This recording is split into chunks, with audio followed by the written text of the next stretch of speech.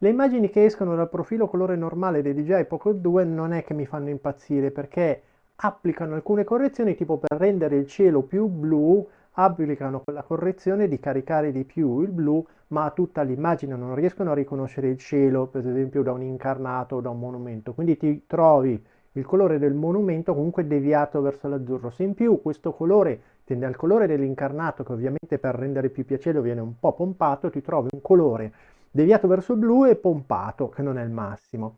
Il colore di Cinelike non è esattamente come quello che potrebbe fare una Sony, che ha un vero profilo flat, cioè quello lì è quasi un vero profilo flat perché è la Sony ZV1, quindi è anche più facile, no, da gestire, da utilizzare, perché quelli lì, i profili molto piatti sono più difficili. Si riesce comunque a ottenere un qualcosa di piacevole, cioè in questa correzione il cielo è addirittura più blu, più carico e più naturale rispetto al profilo normale, però il monumento non è stato intaccato perché è stata tolta la correzione del blu al colore che non era il blu del cielo. Quindi si riescono a fare delle migliorie selettive.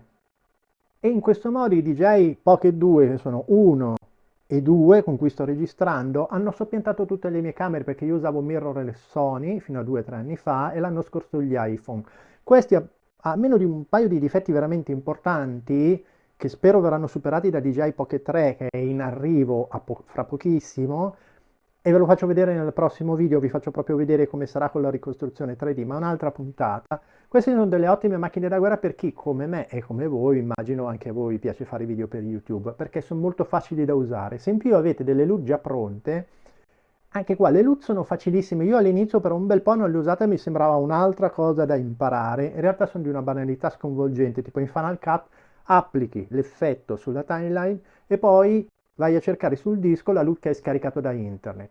E così ho pensato di realizzare delle LUT in cui ottimizzo la resa cromatica dei DJI Pocket 2 e mettervele a disposizione gratuitamente. Per fare ciò seguite il link in descrizione su Gumroad scaricati mettendo come valore, perché dire che valore volete fare un'offerta, mettete 0 e ve la scaricate gratis.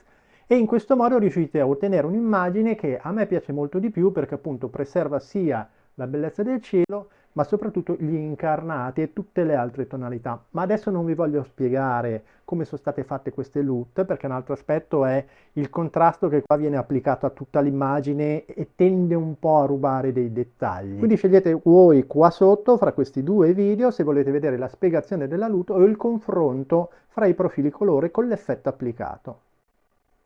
Quale guarderete per primo?